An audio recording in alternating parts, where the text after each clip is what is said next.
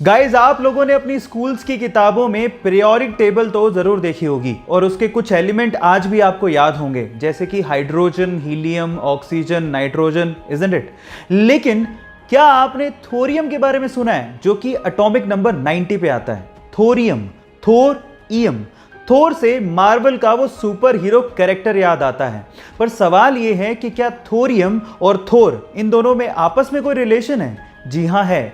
Actually thorium metal का नाम थोर से इंस्पायर होके ही रखा गया था।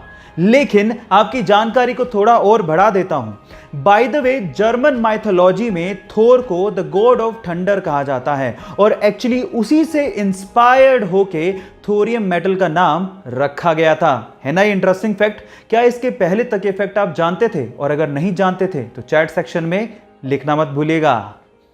गाइस, ये आपने साइंस की किताबों में जरूर पढ़ा होगा कि कोई भी एटम या एलिमेंट 3 फंडामेंटल पार्टिकल से मिलकर बनता है, इलेक्ट्रॉन, प्रोटॉन और न्यूट्रॉन। लेकिन उसमें इलेक्ट्रॉन सबसे ज्यादा स्टेबल फंडामेंटल पार्टिकल है। इनफैक्ट ये पूरी ही यूनिवर्स में सबसे ज्यादा स्टेबल है। वो कैसे, मैं आपको बताता हूं। एक्चुअली एक इलेक्ट्रॉन 60,000 योटा ईयर्स तक एग्जिस्ट कर सकता है। 60,000 योटा ईयर्स मतलब अपनी यूनिवर्स की एज के 5 गुना ज्यादा समय तक इलेक्ट्रॉन एग्जिस्ट कर सकता है। Oh my God! ये इंटरेस्टिंग फैक्ट जान के आपको कैसा लगा, चैट सेक्शन में लिखना मत भूलिएगा।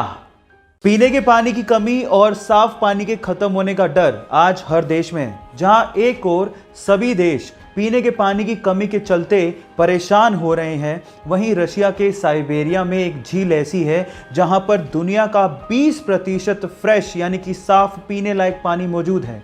उस झील का नाम है झील बैकाल।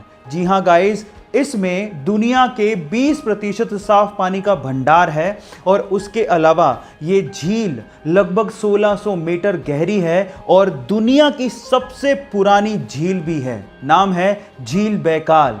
ये इंटरेस्टिंग फैक्ट जान के आपको कैसा लगा, चैट सेक्शन में लिखना मत भूलिएगा।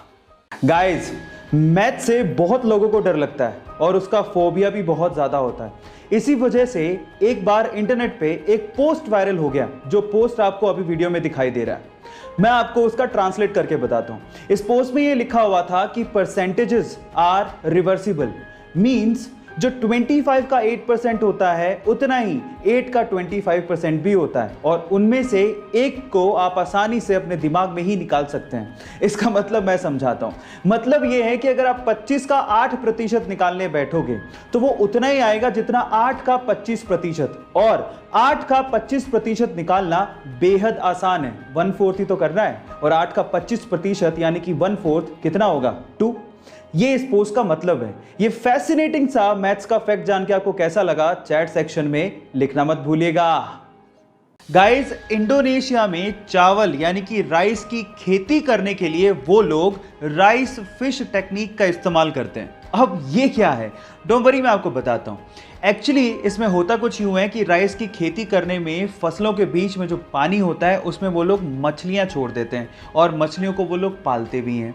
अब होता कुछ यूं है कि मछलियों की ड्रॉपिंग बेसिकली किस तरह से काम करती है, फर्टिलाइजर की तरह से, और मछलियां एक्चुअली पेस्ट और इंसेक्ट्स को खा भी लेती हैं। अब इससे डबल फायदा हो गया, फर्टिलाइजर की जरूरत नहीं पड़ी, पेस्टिसाइड की भी जरूरत नहीं पड़ी, और इससे जो ऑक्सीजन की सर्कुलेशन होती है उससे 10% ज़्यादा पैदावार होती है चावल की।